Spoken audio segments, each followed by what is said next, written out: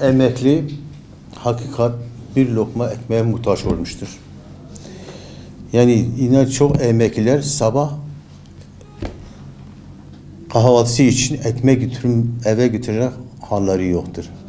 Şimdi bizim hükümette beklediğimiz budur. Bu yüzdelik zamları kaldırsınlar.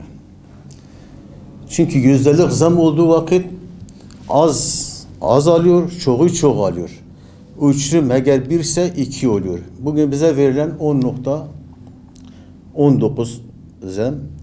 1000 lira alan 100 milyon alıyor. 3 milyon alan 300 milyon alıyor. Ayrıca bu sağlık katkı payları kaldırsınlar. Çünkü emekli öyle olmuş ki hastaneye gidemiyor. Eskide bekliyordu, dedi acile gideceğim. Şimdi acil de gene aynı olmuş.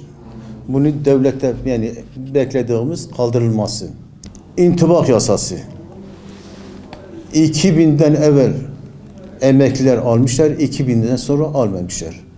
Bu da bir haksızlıktır. 2 milyon 600 civarında almış, 5 milyon civarında emekli almamış.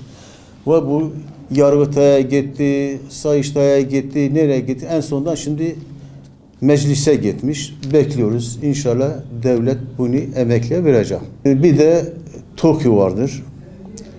TOKİ bu 2005'te bu yani dönemin başbakanı Profesör Doktor Ahmet Davutoğlu 2015'te bizim 21.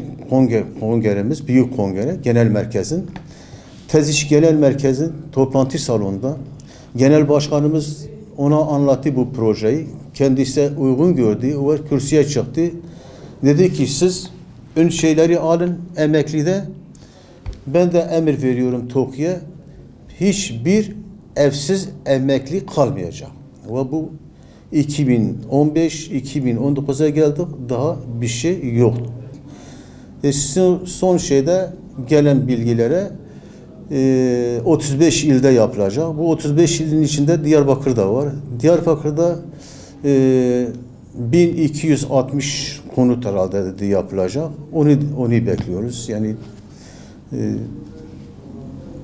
bunu da milletvekillerimizden, belediyemizden bunu istiyoruz. Yardımcı olsunlar ki bizim emeklerimize de konut yapılsın. Maaşı yüksek olan yüzdelere bir %10 veriyor. Adamın maaşı 5 milyarsa 500 geliyor. 1 milyar 100 milyon geliyor. Bu adam 1 milyar 100 milyonla nasıl geçimini yapacak? Çoluk çocuğu nasıl besleyecek? Bu adamlar çoğu da Kirya'dadır. Gelip buradan ağlıyorlar. Emekli çok zor durumdadır bile. Yani buradan kendi köyüme gidemiyorum yani. Yani ben köyüm belki bir 50 kilometredir. Biz köy maaşı alıyoruz bitiyor yani. Ya 1,5 milyarla 2 milyarla sen bir geçimini yapamazsın. Bir kilo et eğer 25 milyon ise şu anda 40-50 milyon olmuş. Emekli perişan durumdadır yani. Ben yalnız değil, bütün emeklileriyle. Emekliler öncelikle intibak yasasını beklemektedir. 2000 öncesi yapılan düzenlemeyle bir nebze biraz rahatlama oldu eski emeklilerde ama 2000 sonrası emeklilerin de beklentisi bu yöndedir hükümetten. Bir an önce bu yasanın gerçekleşmesi ve biraz rahat nefes almaları. Mesela aldığınız maaş bir ay boyunca sizin idarenize yetiyor mu? Maaşlar kesinlikle zaten yetmiyor.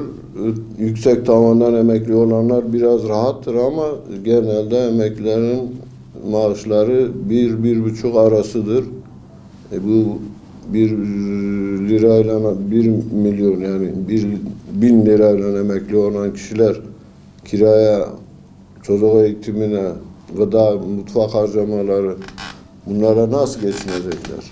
Beklentimiz seyyanen verilirse zamlar daha adaletli olur. Çünkü bu tüfe oranında verilen zamlar maaşı çok olanlara çok gidiyor.